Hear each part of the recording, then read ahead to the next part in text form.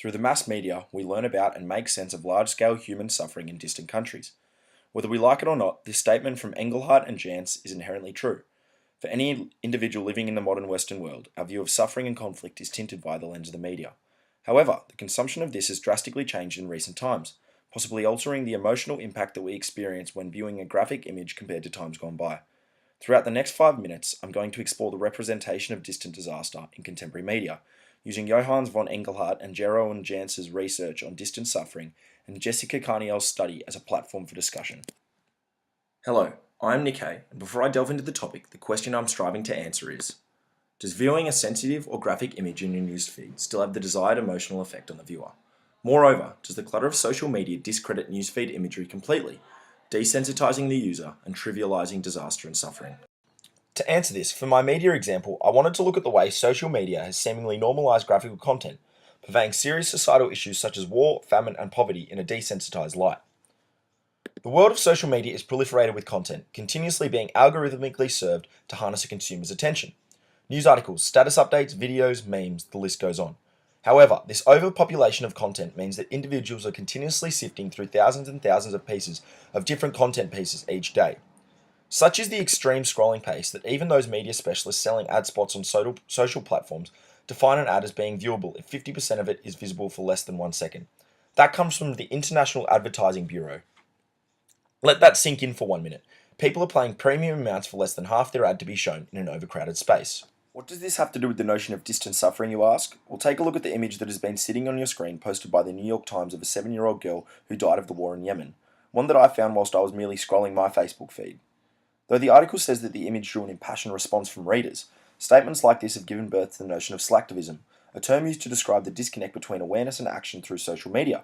Whilst images and articles such as this undoubtedly raise mass awareness, they serve to highlight the inherent disconnect between genuine emotional connection and action, and as Glenn puts it, feel-good backpatting and liking. In her reading, Carniel skews her focus toward pedagogy and the ethical dilemma of showing students graphical content and violent images. However, I think Carniel's perspective is idealistic. Whilst it's undoubtedly important to be respectful and have parameters in place when viewing graphical images in an educational domain, adolescents nowadays are consuming images such as the previous one within their feed. As Engelhardt and Jantz highlight, online media has reached a point where there is endless streams of pictures offering first-hand accounts of a disaster. So do we need to be more careful a step before they view it in an educational context, considering it is more than likely they've seen it in their newsfeed? The responsibility, it seems, needs to lie with the individual who published it. Shifting the conversation back to Carniel's reading, she discusses that photographic professionals such as photojournalists are subject to the same ethical parameters outlined in Journalism Code of Ethics, which emphasise ideas of fairness, lack of bias, respect for subjects, accuracy of representation, and obtaining material ethically. But what happens when the construct of photography is not subject to the same ethical standards within different mediums? And because of this lack of standardization, does viewing a sensitive or graphic image within your newsfeed still have an emotional effect on the consumer? A study of younger audiences by McKinley and Fahmy explores this evolving emotional construct. They outline that younger audiences, or the YouTube generation in particular, might receive graphical visual images in a far different way than do older adults, an allusion to the idea that younger audiences' emotional receptiveness may have changed in line with their consumption. A study by Australian advertising agency InMobi explicates the fragmented media habits of Australia's youth. Keeping topical, whilst many used to consume their news over the aforementioned breakfast table, younger audiences are now consuming media over various touchpoints. Reverting back to the initial study, in their findings, McKinley and Fahmy found that, surprisingly, the findings of the study did not show that higher compared to lower levels of graphicness in war or images led to differences in perceived severity of war.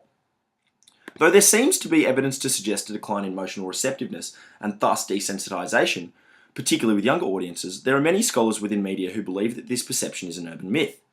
In research conducted by British psychologist Christopher Ferguson, he states that whilst it's obvious that the more you're exposed to the same thing over and over, the less emotional response it evokes, that it's important to remember that emotional desensitization is typically normal and adaptive, and that this doesn't translate to real-world application.